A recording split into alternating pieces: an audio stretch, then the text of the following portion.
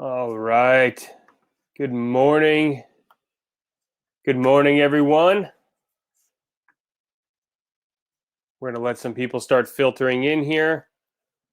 Good to see people joining in. Yeah, jump in the chat. Let us know when you're on. Let us know where you're dialing in from this morning. We always like to see what part of the world we're bringing people in. Chicago, perfect. Elgin, not too far from me. Denver, Milwaukee.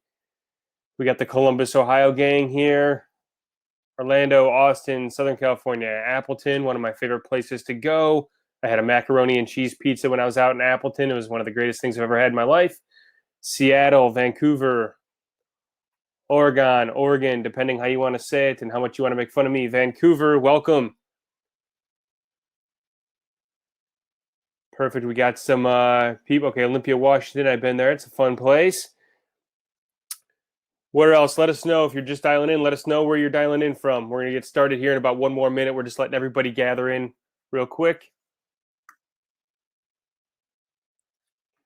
Knoxville, Tennessee. Portland. Colin, how are you? Good to see you this morning. All right, sunny Plano, Texas. Perfect. Well, we're going to let everyone else start joining in here. We have an action-packed session this morning. I want to make sure we save some time. We've got some great guest speakers coming along to help us with this webinar today. So I want to get right into it. Today's topic is attracting talent to perform. So quick introduction. My name is Vince Carone. I'm the VP of Success here at Cultivate Advisors. If you need anything, if you want to voice or share your opinions, your thoughts, or just have a conversation regarding your experience with Cultivate, please feel free to reach out to me. I'm happy to talk to you, as I've talked to so many of you before. So today, to kick things off, we're going to do the webinar. It's going to be about 60 minutes. I'm kicking us off. I'll set some expectations, but I'm quickly going to turn this over to our skill experts. Cassi, our CEO of Cultivate Advisors, is going to come on, and he's going to bring two special guests, Cassi and Moses, and I'll let him explain their roles and backgrounds when we get to it. We're gonna do the bulk of the webinar is going to be driving content from them on today's topic. I'll come back on after. I'll give a quick community update, answer a couple questions that we might have, pull some takeaways and feedback, and then what we're going to do is we're going to move to our breakouts for the final 30 minutes. This is where you get to go with like-minded individuals into roundtables and discuss some open questions or some guided topics around today's actual webinar topic. So let's get into it today. The main content that Cassi and group are going to dive into detail on are the value of human capital, attraction, both performance creation and then onboarding the start of performance. And then we're going to have a quick Q&A to capture some of your questions at the end and make sure that we get you the answers that you're looking for. If you're just joining in, thank you for joining. We're diving right into the content today. To set the expectation, this is content for all entrepreneurial stages. We have people at all different ends of the spectrum here, and we want to make sure that we keep this agnostic enough to apply to those that are in the hustler stage, experimenter, visionary, systemizer, all the way through influencer. And we'll define these stages a little bit more as time goes on throughout this webinar today as well, for those of you that don't know how we define these with us. Most importantly today is when you take the time to put yourself into a webinar or take the time out of your day to go to a training or a content delivery like this, be selfish. Be selfish and get what you need out of it. Ask the questions you want. Make sure you voice your opinion and share with us. Your feedback and your questions help guide these webinars as time moves forward. But the other expectation is just know that nothing we share today is it's not rocket science. It says not a rocket scientist, but it's not rocket science. We're not reinventing the wheel over here. We're sharing best practices and things that have worked that we've applied, and those that we've guided along the way throughout our journey have applied and seen success with as well. And we're going to take this graduated learning approach. We know some of you are just starting in this recruiting process. Some of you are deep into recruiting and have done it for years and years. Know that wherever you're at, all we're trying to do is just move you to the next step. We're not saying you can go from beginner to expert overnight. We're just trying to gradually get you to shift and improve a little bit in the skill from wherever you're starting at today. Throughout the webinar, utilize the chat feature. Share your opinions, your thoughts along the way. Ask questions. We'll capture them even if we don't answer them in the moment. We might use some polls or action items that we deliver through that chat functionality for you as well to keep you engaged and make sure you have the appropriate resources. And then post-webinar, we're going to have some additional resource options as well to share with you to take this skill even more to the next level. So quick chat in, use the chat feature here. I have two questions I want you to consider and share. What do you feel holds the people on your team back from exceptional performance? And is there anything specific that you were hoping to gain from this webinar that we can speak to? Our skill experts are going to capture these along the way and try and incorporate your questions or answers here throughout their delivery. So sharing here, personal maturity, customers, yep. Keep dropping them in the chat. Lack of drive, yeah, that's a big one. Money motivated, lack of character. Great. Keep adding them in here as we go. I'm going to keep moving forward for the purposes of time, but please keep adding them in because we're going to work to incorporate those as we go. So I want to dive in here today. I'm going to turn it over to Cassi Clark, the CEO of Cultivate Advisors. I'm going to jump off video, let the skill experts drive the content. I will come back with further instructions on how to utilize the breakout room. So let me jump off. Cassi, please feel free to take over. Awesome. Thank you, Vince. Thanks for getting us all started. Hope everybody is doing fantastic today. I'm excited to get into the details of this, just getting my screen up here. So as we talk through this, I want to make sure you know that I'm bringing two facilitators in here throughout the time that we're together today. One is Cassi Niekamp. She's actually our Director of Talent here at Cultivate Advisors. What better resource than to bring in the individual that can actually speak to our recruiting process and share what we do to drive and how to create performance within our team. And then we also have a special guest, Moses. He's coming from JustWorks, and I'll tell you a little bit more about his background, but he's got a really interesting story that he can share and help connect the onboarding side of what do you have to do in order to drive performance as you're attracting this talent. I'm excited to get into those details. But before we go through that, I want to slow down and make sure we're all aligned on what is actually the value of human capital.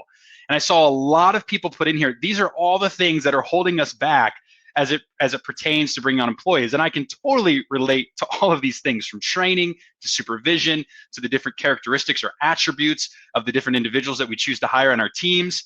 Let's just face it, human capital is the most complex aspect of running a business. I don't care if you're in a tech business, if you're fully leveraged, I don't care if you're in real estate, it doesn't matter the industry. All businesses in some capacity have human capital, even if that human capital is just managing yourself as the owner.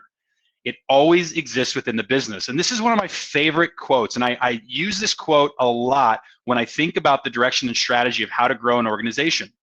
And I want to read it to you. You can read along as well. And I want you to think about how this relates to your business. The value of a business is a function of how well the financial capital and the intellectual capital are managed by the human capital.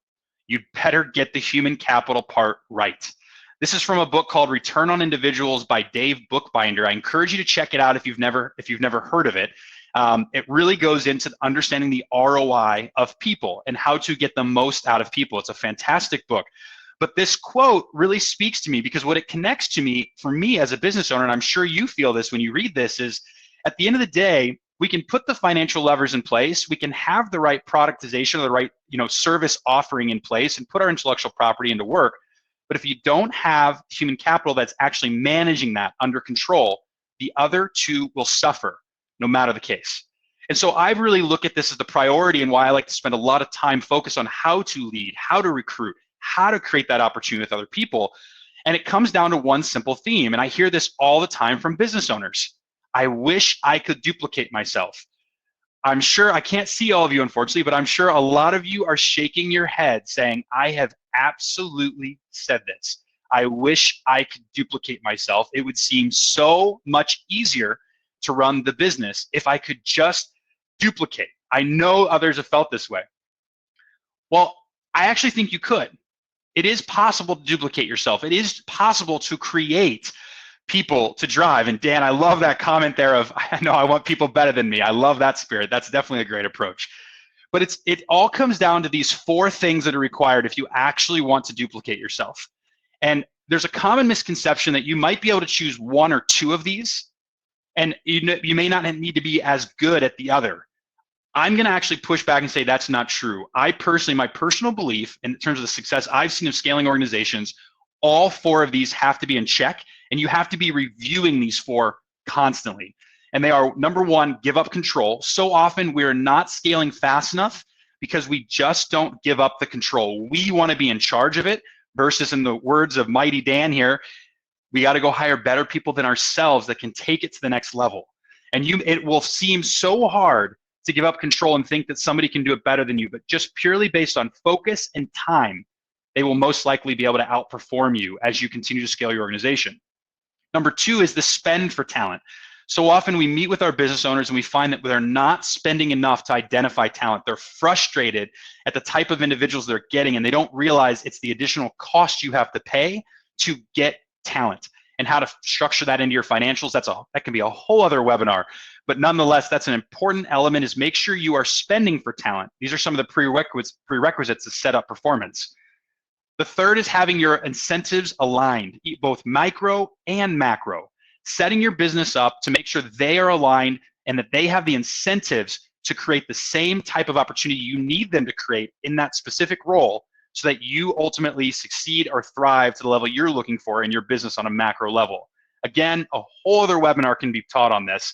And then fourth and finally, you have to also develop the talent. Even though you recruit talented people, so often we hear owners say, I don't understand why they just can't get it done, or I don't understand why they just don't figure it out.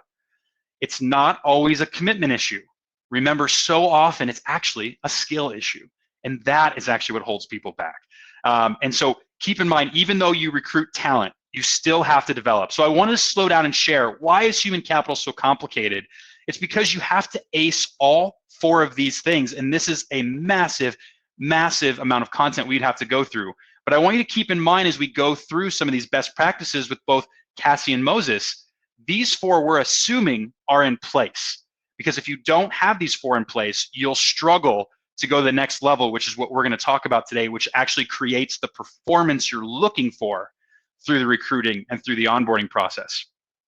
Now, we're going to focus more on recruiting and onboarding today, but I wanted to make sure you had a holistic view, and feel free to screenshot this.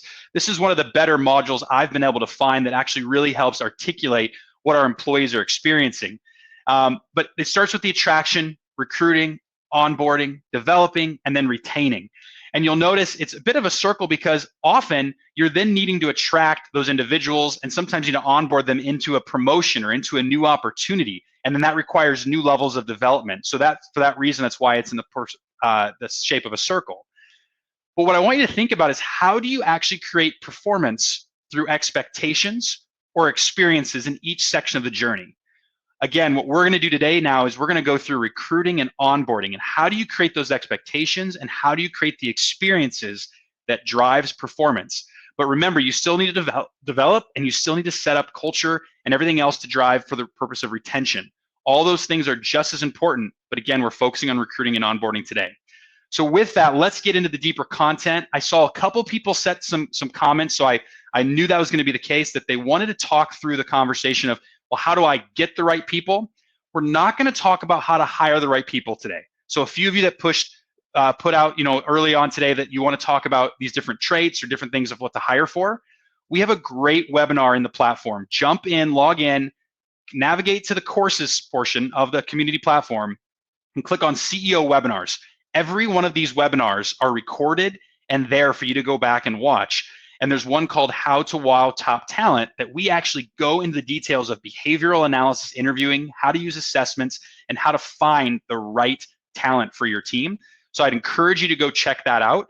And as always, you can obviously have more one-on-one conversations with your advisors of how to figure out those details. So just keep that in mind as we're going through today. But we're going to talk about attracting through performance creation. Again, through this recording portion, how do we drive that forward?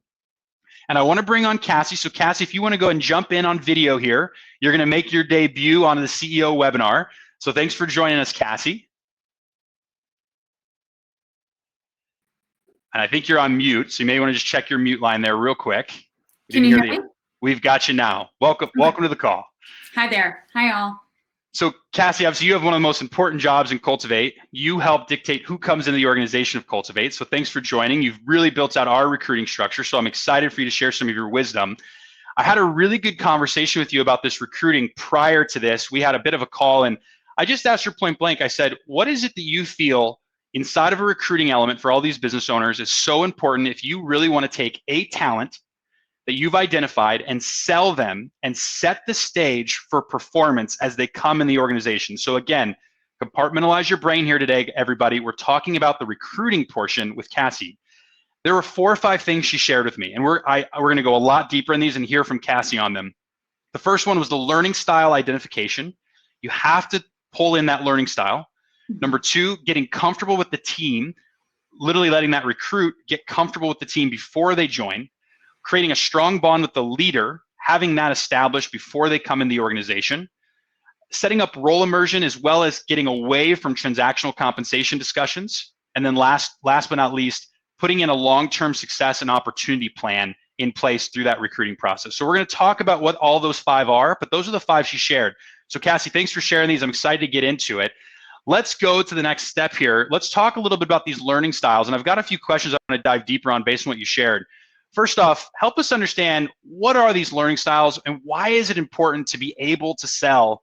Why is this important to understand what their learning styles are and incorporate that?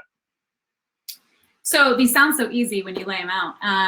It's revolutionary, I'm sure. But to go a bit deeper in terms of learning styles, you know, when you think about having a candidate come from the outside who's never been exposed before to your organization, there's a lot of unknowns. And so when you cater to somebody's learning style, you really create this amazing culture of hospitality, which is, to me, a huge brand experience first and foremost, that a candidate would have a culture of hospitality greet them kind of at the door. But people obviously have a lot of different preferences in terms of their learning. And one of my favorite quotes by George Bernard Shaw is, the single biggest problem in communication is the illusion that it's taken place. So based on somebody's preference in learning, you want to adapt to meeting them where they are. So whether that's visuals or videos or conversation or a shadow day experience, etc. I guess the thing that you'd want to keep in mind as the owner or as the interviewer is that the more important of a fact you're trying to share, the more you want to have different mediums to support that information that you're sharing, to reemphasize it.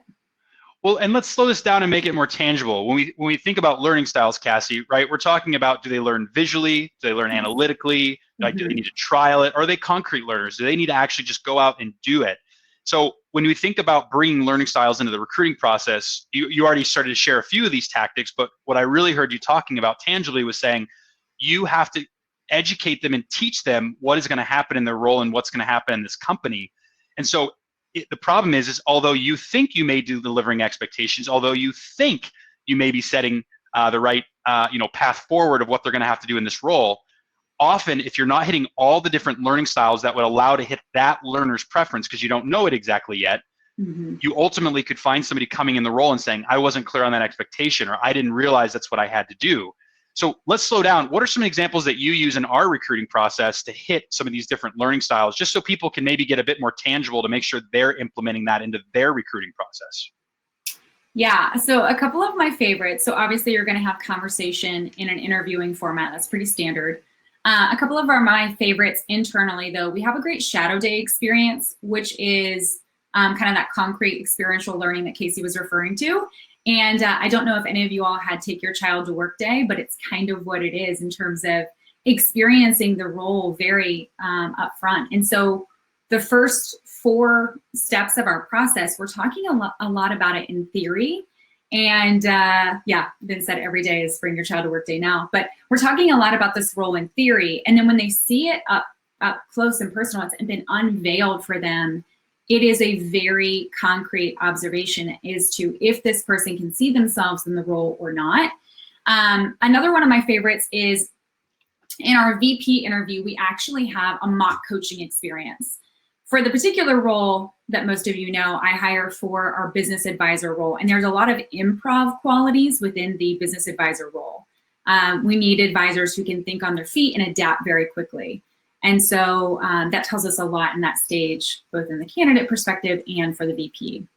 So we walk through the deck. Most people probably have a deck. They're walking through the role of the company. But again, just to make this more tangible for everybody, I think the big opportunity here is to slow down and make sure you're giving them a chance to experience the role, even if it's just shadowing you, no matter how big or size the business is, but also letting them actually show you their capabilities. Don't just interview. Set up some type of role play. And I'll give you an example. I used to run a painting company. A lot of you know that. We actually used to have our recruits come in and actually have to paint for an hour with us as the interview. Show us they actually had the skill to do what we needed them to do. And we didn't actually care how good they were. What we cared about is how well could we coach and skill them up, and would they take direction well and tweak fast enough to keep up with the role. And so I just share that from a place of helping everybody understand by you doing that, think about how much time you will save when it comes to performance after they're on the team. And I think that's why this learning style approach is so important. Let's keep going, Cassi, for purposes of time. You also talked a lot about team comfortability, this concept of making sure they feel comfortable from day one with the team and they're already part of the culture, part of the conversation. How do you do this? How do you set this up within the organization?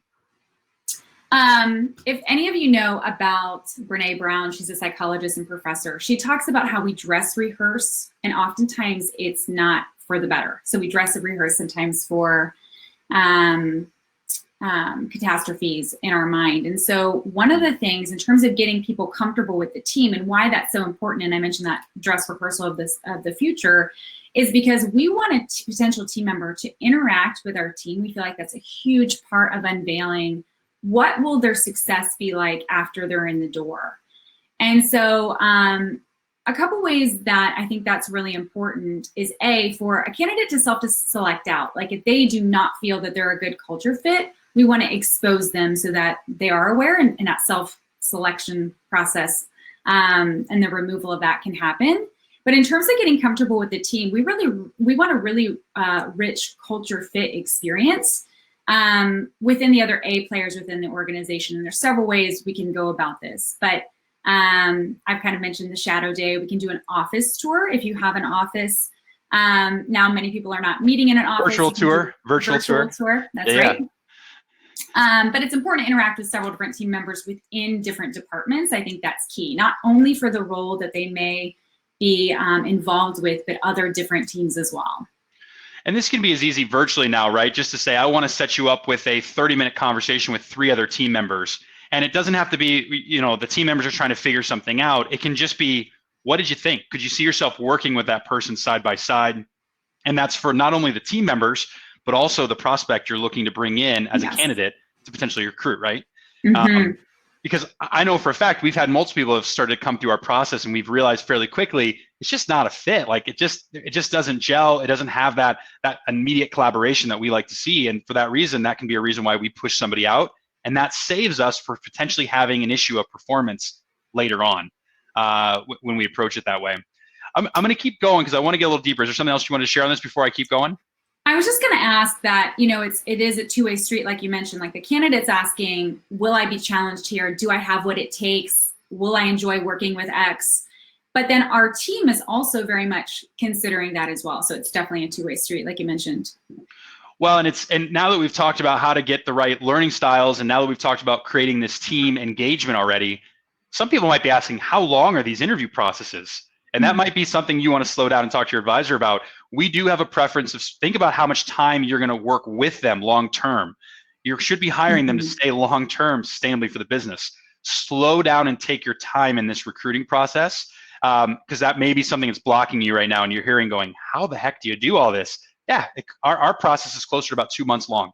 It takes a while. Now, not all businesses can afford that. They need to have a much faster turn in. For that reason, you need to build a bench behind you of people you can pull in, so that way you're well in front of it and you're not hiring last minute. Another conversation for another day. You talked a lot about this leadership bond with me, Cassi. We obviously slow down and spend a lot of time letting our advisors meet who their leader is going to be, start to have a conversation, get more personal interaction. I mean, tell us why this would be one of your top 5. Like, why do you think this is so crucial? And also help us expand to understand a little bit more about how you set this up. Sure. It's been my experience that it's really very important for a supervisor to be very bought in on a team member's success. And it starts actually in the interview process. So imagine being a leader and being strong-armed into a hire. I haven't experienced that happening, but it's a bad scenario when it does. And the reason being is there's no connection between a person's development in the interview process to then developing them when they become part of the team. And so the correlation there that I guess you should hear is that it's really instrumental in the hiring selection that this leader play a large part.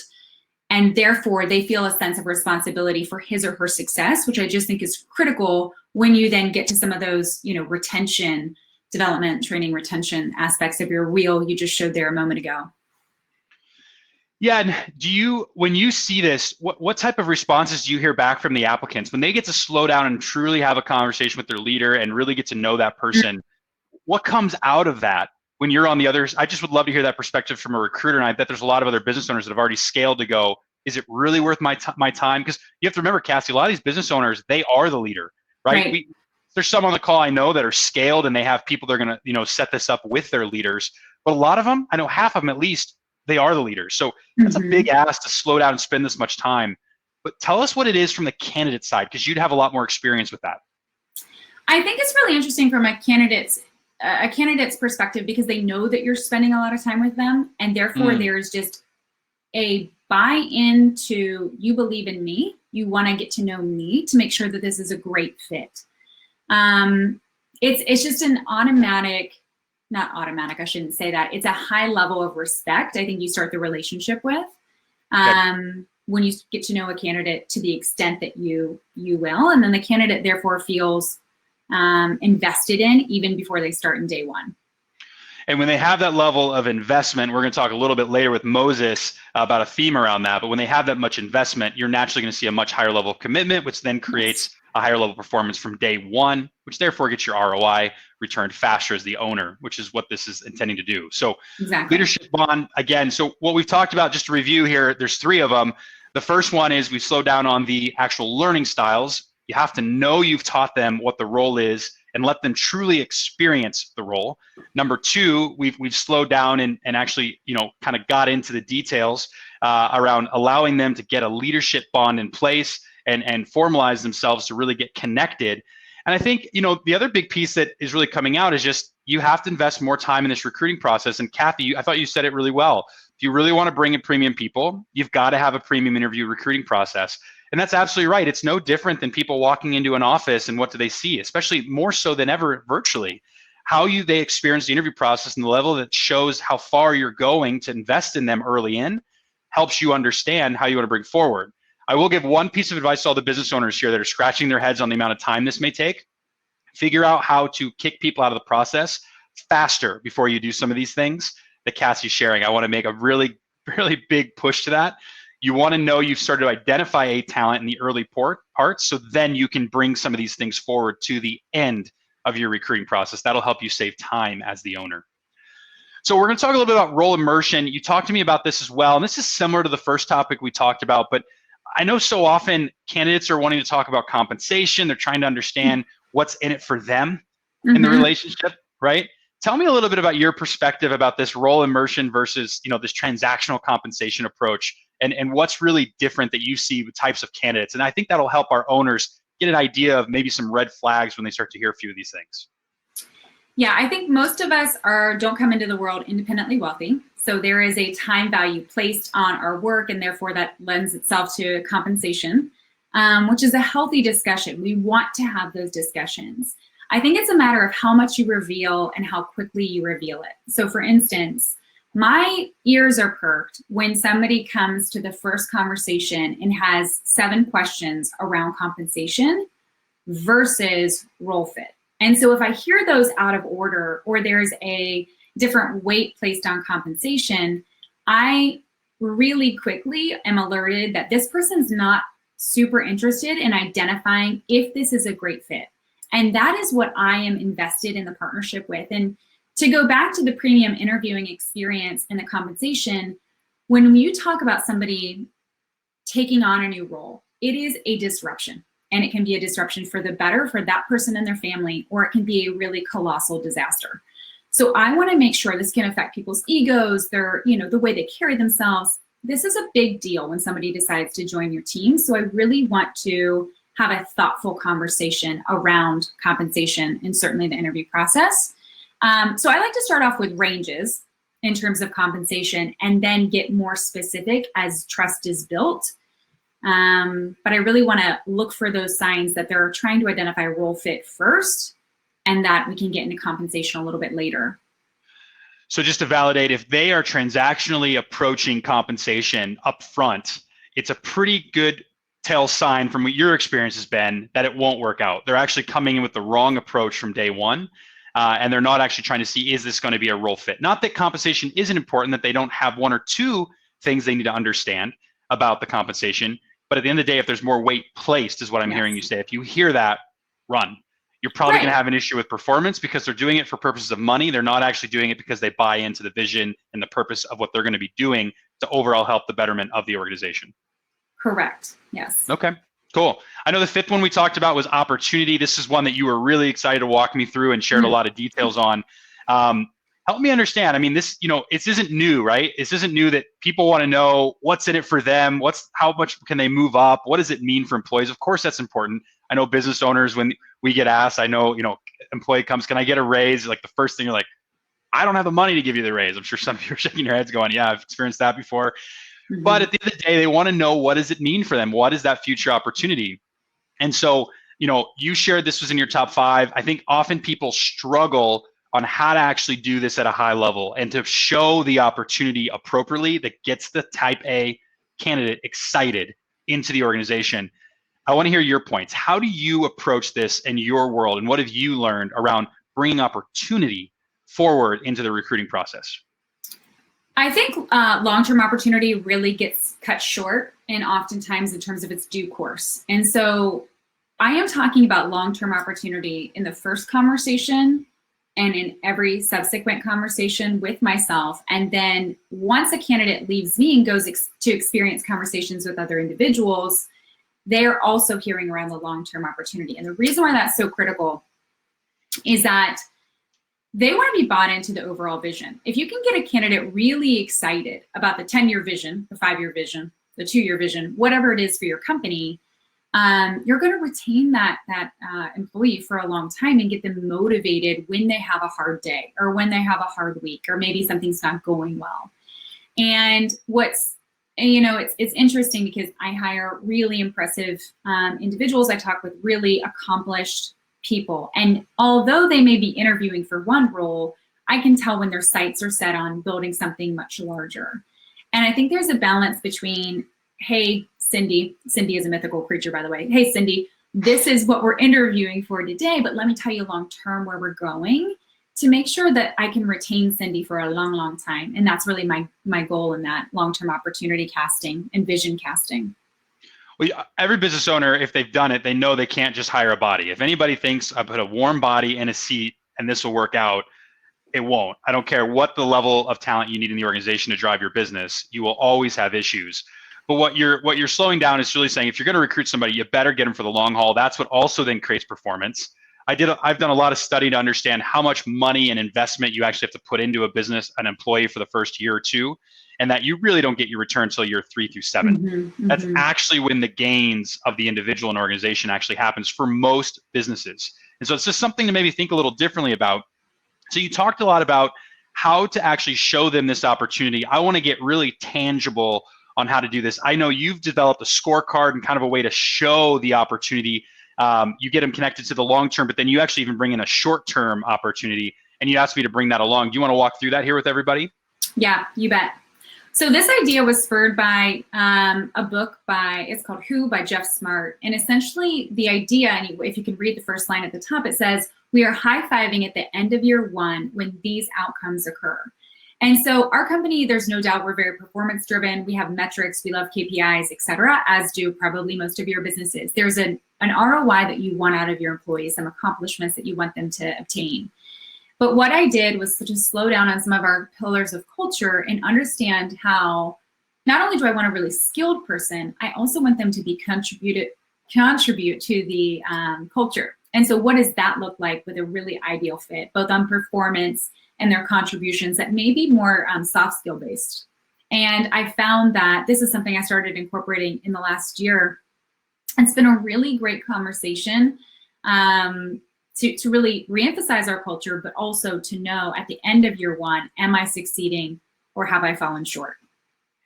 And so a way that everybody could create this is duplicate this, right? Put a logo, put the role and what the mission of that role is, and then just lay out the elements that are most important to you. And this is essentially your way of setting expectations, helping them understand what it means to be here, but also a way that they can come back and go, am I on track for this? Are we actually going to be, in our terminology, high-fiving at the end of first year? And again, this is what creates the path. Again, we're talking about how do you create an opportunity, because you will not get top talent to join you and then join you for long term unless they're very clear on what that first year is going to look like in terms of success, and therefore, what is the vision of the organization that they're going to get to be a part of.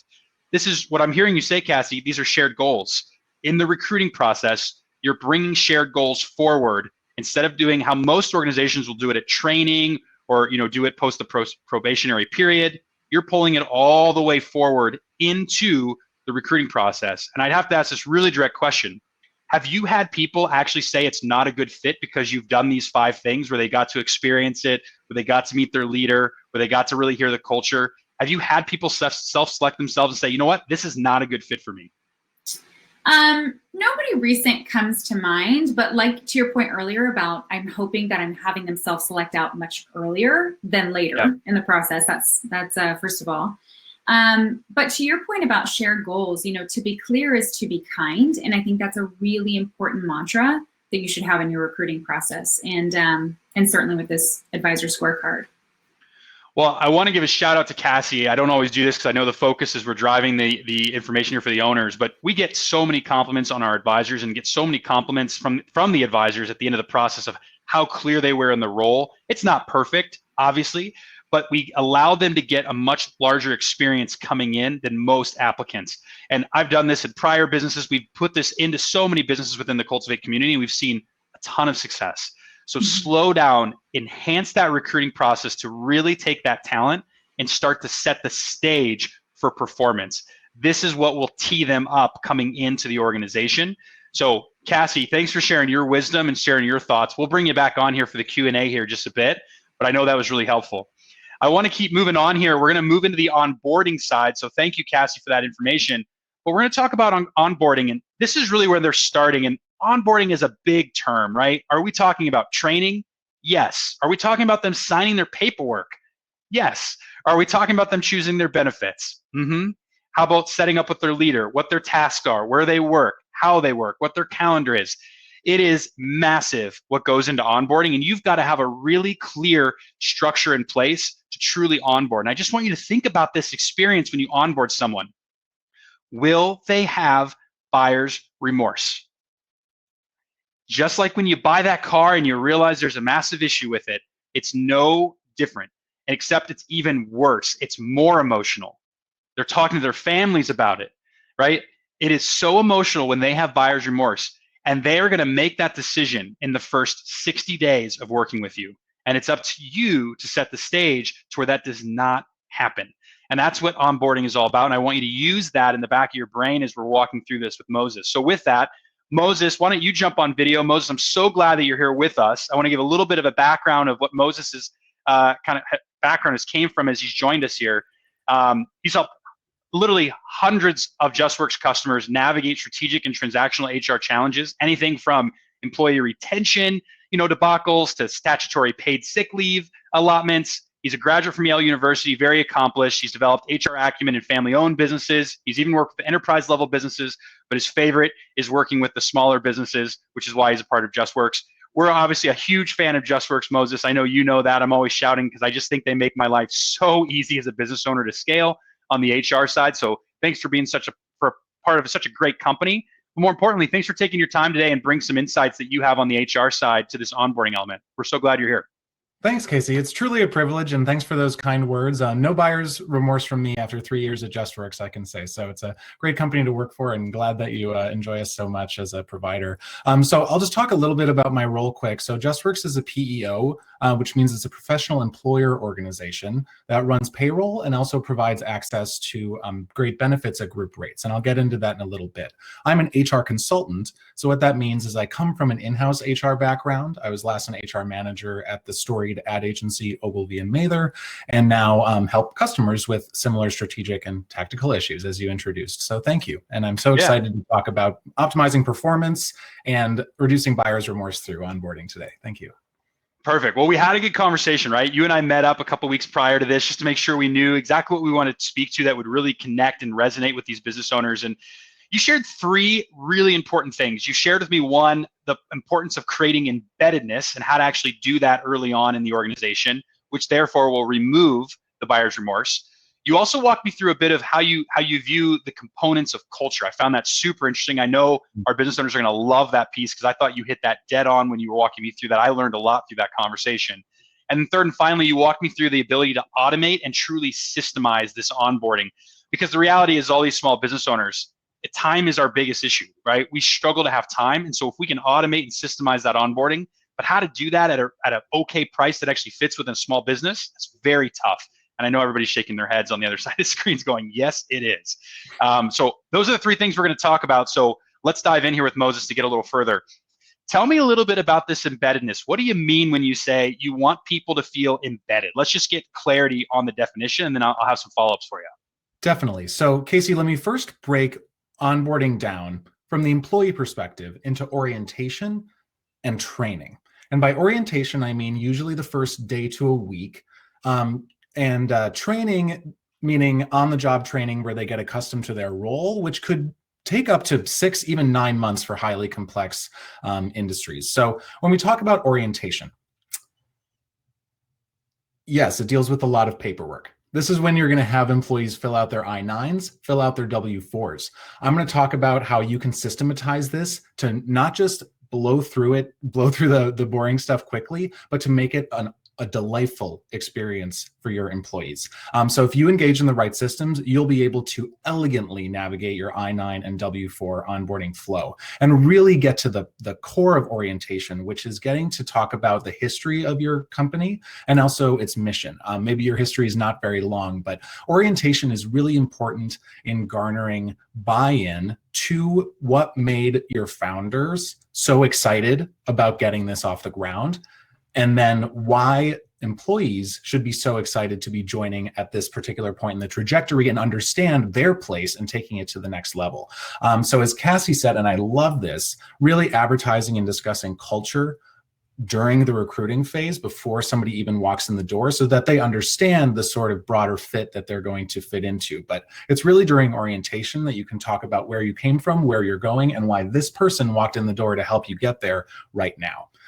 So really let me just jump in on this. I mean, what Cassi shared there, right, is she talked about bringing that forward in the recruiting process. So what I like that you're sharing is, in this orientation portion, this 1 day to a week, depending on the business, by you validating everything from the recruiting, by sharing, again, the future and the history and the mission and where we're going, it allows that person to essentially, again, self-select to say, I really like this, I'm going all in. Exactly. That's what I'm hearing you say. Is that right? Exactly. And during the recruiting process, you probably talked a lot about them, about that employee's fit. What you can do during orientation is really create that broader bird's eye view, contextual understanding of where they fit in amidst all of this. That's awesome. Let's go a little further though. Let's talk about that, post 1 week into all the way up to 9 months, depending on that training arm, right? What are some specific tips that you've seen or you like to see take place that actually creates embeddedness for the people so that way they really fully immerse themselves into this business? Sure. For in some organizations, that's going to be a regimented training program that can be 2 weeks, 4 weeks, even as long as 3 months for super specialized industries. That's going to create embeddedness because your employees are going to have learned this mountain of information and get excited when they start to apply it. And so once you've invested all of that intellectual and emotional effort into developing new skills and implementing them, that creates embeddedness. It's almost like it's against human nature to jump ship at that point, right? Because look at all the work I've put into it. So that's for regimented training programs. In some other organizations, you're going to bring people in, hopefully with all the skills and know-how that they needed, but they're still going to need to get acquainted to your organization's systems, processes, and then actually become part of the culture themselves. So my strong recommendation is, even if you don't need a month-long training course for your new hires, even if you have a sales associate straight out of college starting at the same time as a senior software engineer, make a training program. And the reason for this is it's an opportunity for the cohort to bond. And what we need now more than ever is these sort of cross-departmental, cross-functional, cross-age, cross-seniority connection points between employees. And so the onboarding cohort is such a unique opportunity to synthesize, to bring people together that otherwise would never interact throughout the course of their jobs. And that's an opportunity that should not be given up. So two things here I'm hearing. One is hire together if you can, right? Now, not all small business owners are going to take on multiple people at one time. But if you can, first off, we recommend doing that because generally you may screw one of them up. It's better to have multiple options. So you don't have to go back. It's way better leverage of the owner's time who's training if they're smaller. The larger companies, they may have other people training so that they're going to see a bit more of a cohort approach. But what I like is you're saying you've got to create that cohort so they have people that are at the same level as them when they come in the organization, which is how many days they've been around. So they have people to relate to and build that culture within that, because then that culture will join the larger firm. The second thing I heard, which I really like, I'm going to say in a different way. You're presenting a barrier of entry. If you create the training, you're creating a barrier of entry a gauntlet that they got to go through and push past in order to say, I did it. I've earned my stripes. I belong here. It's also a lot less likely that someone's going to quit after taking that much time to get trained. And I think this is really important here for business owners. Some of you have put your heart, majority of you have put your heart and soul into your businesses. Some of you are not happy or not succeeding at the level you want. My gut says for a lot of the business owners on the call, you don't want to quit because of how much you've gone through to get where you're at. And you could not visualize turning back on this road you've gone down. Create that for your employees. That's what I'm hearing you say, Moses, is create that for your employees. Because if you go through a half-day training, oh, this is it. Now you're trained. It's easy. It's pretty easy to quit. Employees are not going to feel very bad if that's the case. Now, some roles, it's not too difficult to train, and it might be a little harder to create a more robust, but do the best you can to increase other, soft skills or other things that really help create that better, more formal training approach. That's what I'm hearing you say. Anything else you'd share on this with embeddedness before we move on? Yeah, I would. So this is more of a hook. And to Cassie's point earlier, if compensation comes up too early, that's a bad sign. Somebody can go and get the same salary or a better salary somewhere else, right? But where you can really snag people is with access to great benefits. People are more reticent to quit their job because they'll lose their health insurance coverage, they'll lose access to their primary care provider than overcompensation concerns. And so providing that access, getting people really excited about not just the health insurance, but all the ancillary offerings you provide them, whether it's employer subsidized disability or life insurance or access to a gym membership reimbursement. These are the sorts of things that will make people pause before they leave your organization. I know I've seen culture shifts. I went through the 2008 drop with a business. I'm now we've gone through this with 2020 with the pandemic hit. I can tell you, I see that culture. I have a very wide range of reach, and I feel that culture shift a lot. In a bull market, you're going to see that doesn't matter as much for people. They're willing to make the jump, take the risk, even with their health. But when you see these other things economically start to be impacted, you do see this culture shift. So business owners, hear this loud and clear. There's going to be a more emphasis from your candidates excited about how benefits work, what are all the structures, how soon do they start. Those are going to be the elements that are most important when you start to get to this type of environment that's taking place throughout North America. So just something to be conscious of. I'm going to move us along here for purposes of time here. I want to talk about culture, and I'm looking at the clock, so we got to keep moving along here. But I want to understand, to you, what makes up culture? Culture, in terms of business organizations as well as sociologically, is shared language, behavior, customs and norms, and values. Okay. If you look at any culture around the world, that's what culture is. And so when you think of those that you've shared, which one is the most important? I know they're all important, but for you, what do you look at and go, this is the one that I think a lot of people miss? The one a lot of people miss, I think, is shared language that's particular to organization, and I'll get there in a moment. The most important, I think, is probably shared behaviors and norms and ways of acting and interacting with people and just how things are done. But that sort of evolves naturally. But I think there's a sort of an agency that businesses can play in and how that plays out. That's super crucial. But when it comes to culture, it's important to define it. So now, especially if you've moved to a remote working environment or plan to stay that way, if you haven't tackled the culture question yet, do it now.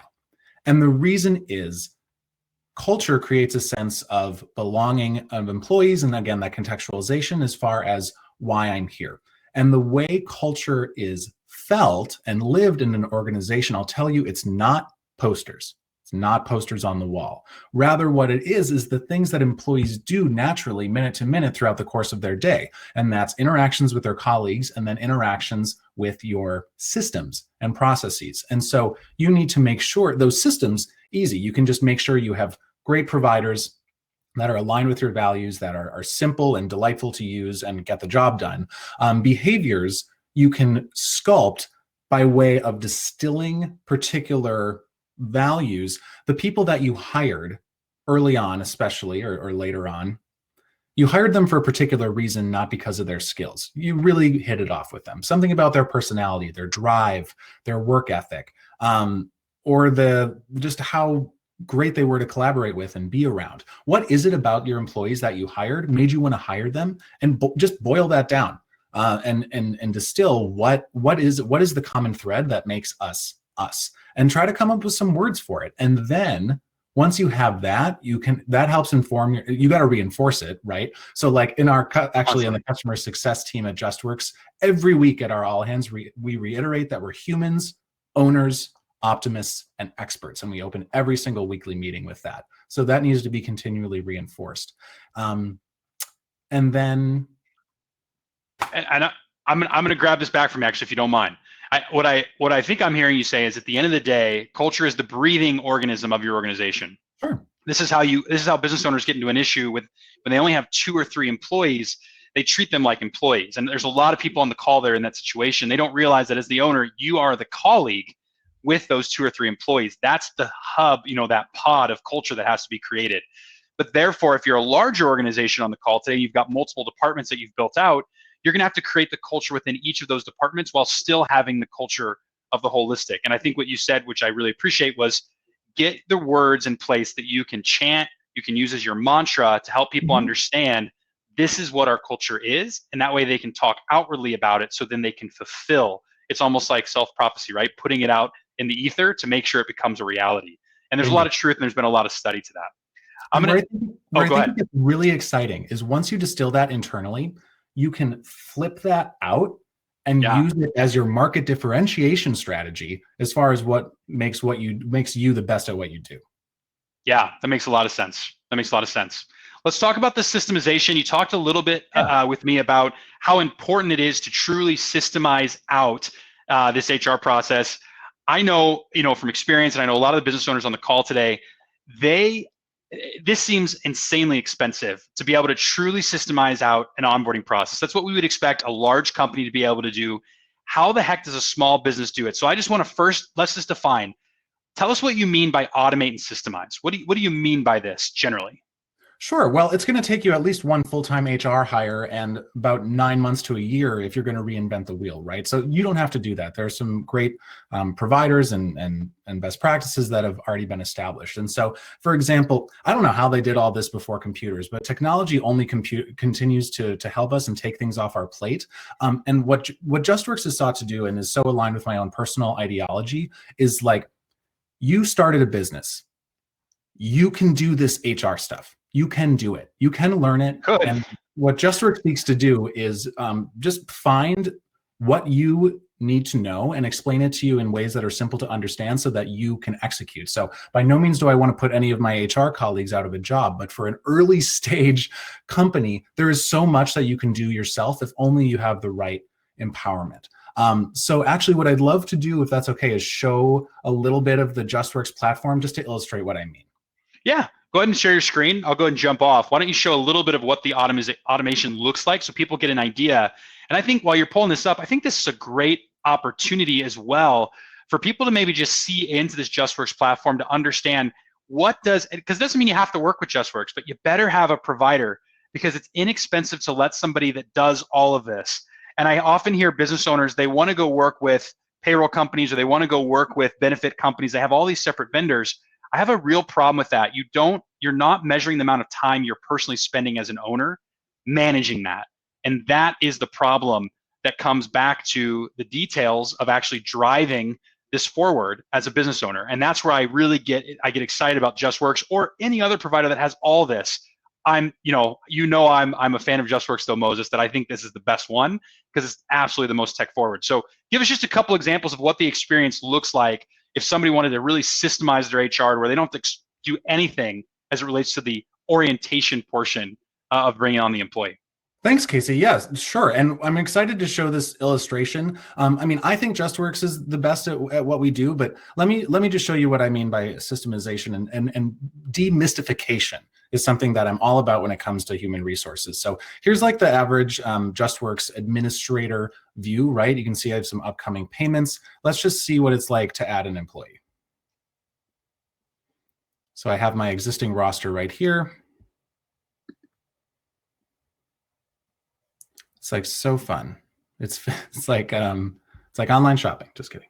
All right, so I'm going to enter somebody's annual salary. They're a manual worker. Now, exempt, non-exempt. You either know what that means already or you don't. If you don't, it has to do with somebody having to be paid overtime. Here you can view what exactly that entails and learn more about how to correctly classify your employees, whether they're an admin. Then I'll just quickly onboard Billy Bob here.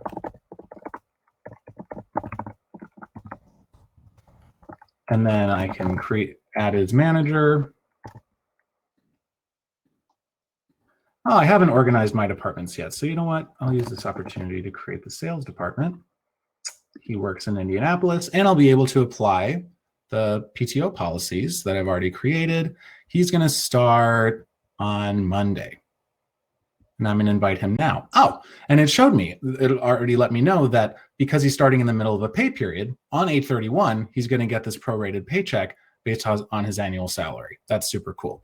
Now, what Billy Bob's going to get is an invitation to join and also an information to complete his I-9 documentation. So you'll see that Jeremiah, who was recently onboarded, already was invited to do that.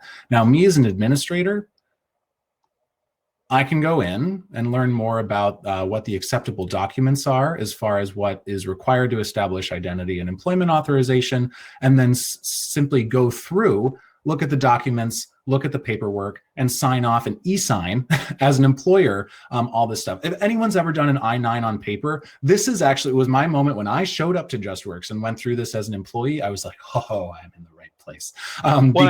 I think what's important about this too, Moses, right, is that, again, back to this premier experience, is that when these employees are coming through this experience, they view your business much bigger than it even is as a small business owner. And they go, wow, these systems are so great. I don't have to print out paperwork. I don't have to scan it. Everything just happens. So don't mean to interrupt you, but I just think it's important that we connect those dots of what's actually happening for the business. No, thank you, Casey. And to your point, the worst mistake you can make during orientation is not looking like you have your shit together, right? And so the worst thing would be to lead an employee to their desk and be like, oh man, IT didn't bring up your laptop. Let me go see where that is. Why don't you just sit here and fiddle around on your phone for an hour? No, that's awful. To come off as polished and having knowing exactly what that B follows A is what's really going to impress your employees, being that well-oiled machine. And there are lots of systems that can help you do that, JustWorks included. When it comes to time off, you showed me apply the time off policy I'd already created to Billy Bob. But let's say I want to create a new one that has a predetermined amount of days. Let's see, this will start next month. So I'm going to create this vacation policy here. And I can so structure. Go ahead. I can structure it on a calendar year or anniversary, and then grant accrued upfront. I'm going to do the classic upfront granting of 15 days. Nobody does 10 anymore. That's too little. And then I have all this optionality as far as whether I want to increase granting based on tenure. So yeah, let's say after 3 years, you get another 5 days. And it'll handle all this automatically. And then it can simply be applied to the employees to which it applies.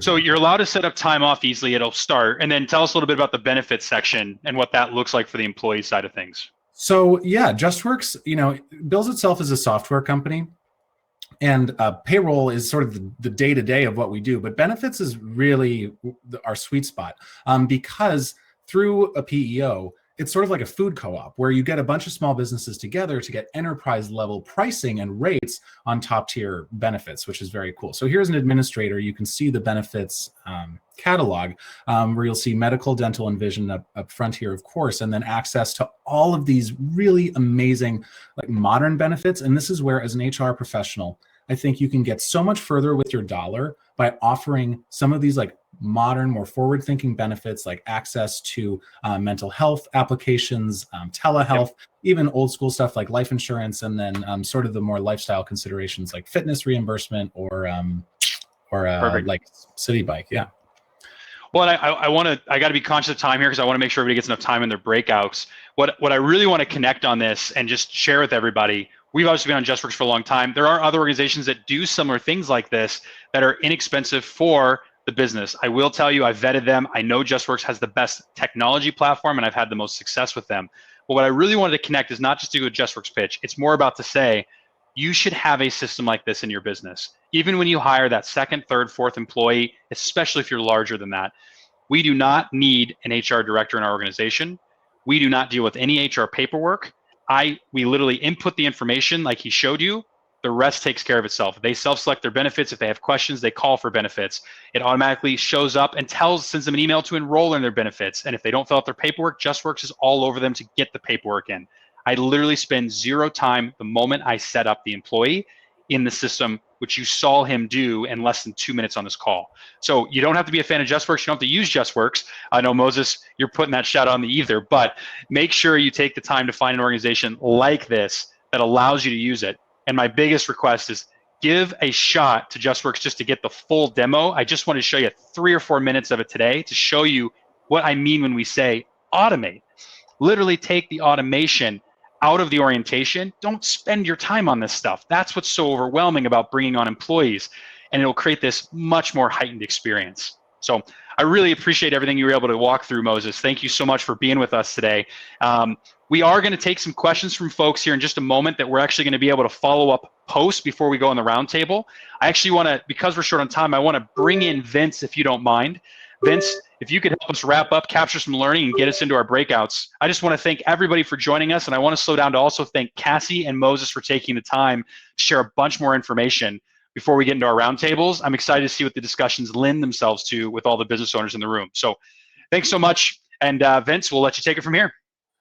Awesome. Well, just give me a moment, and we'll get everybody into the roundtables here. But just real quick, why don't you just drop your quick learning into the chat, or any questions you have into the chat while I'm talking and explaining the roundtables. We'll capture that, and we'll make sure we can follow up on that if you have a question, or we have your learning captured there as well. For me, my biggest quick learning was from Cassi that said, to be clear is to be kind. It was so simple, yet it impacts so much that that really can kind of help the process. And speaking from somebody who was vetted through this type of process, I know that clarity for me was massive in coming into the organization. So any questions, drop them in the chat. Any quick learning, please also drop them in the chat here. I'm just going to explain the roundtables for those of you that need a refresher on it, and then we'll get you into them within less than 2 minutes here. So for the roundtables, we're gonna break you up by stages. I'll explain the stages in a minute and how you can pick. But when you get into your roundtables, do a quick introduction, share who you are, where you're located, very quick what your business does, and then share some learning to capture what resonated with you, with your group, so you can have some discussion around it. And then there's two options. if you just want to have an open discussion, just some open questions, if the participants have enough questions in your roundtable, keep it casual, but keep it on point of this topic, and just discuss what you're feeling with your group. If you need more of a guided approach, we have some of the guided approach below. So proactively, you could talk about what is the biggest thing you struggle with in getting your team to perform, and how could you get proactively in front of that in the recruiting or onboarding process, and or from the biggest theme, find the themes that were shared, pick one as a group, and go deeper on how to implement that approach within your business. So again, you can keep it open and casual around the topic, or you can use one of our 2 guided themes below, and your facilitators in your breakout rooms will help share these questions as well. Some quick expectations when you're in your roundtable group: make sure you ask questions you need the answers to, validate what others are sharing to ensure that there's effective listening going on, share without bias, but be respectful of others and their feelings around these situations. And then if you have something you like, take notes on it, because that'll help you go take action later. To find which roundtable to go join, we break up by stages. So there's quick definitions below. Those of you that know your stage already have gone through this before. Look at the definitions below. Hustler, if you're a solopreneur with no full-time employees, you'll go to the Hustler breakout. If you're an experimenter, you have a few employees that are reporting into you, go to the experimenter breakout. Visionary, you have at least 5 or more employees reporting directly to you, go to the visionary breakout. Systemizer, you've recently hired some leaders and managers within the business as well, go to the Systemizer breakout. An influencer, you lead through a formal leadership team. Your fully established managers, leaders, frontline employees, formal leadership team, go join the influencer breakout room. So Paige is going to pop up a link here. You see it pop up right now. Click on that. From there, you can go join the appropriate breakout room and ask your facilitator for any additional help you need as they break you out into your groups.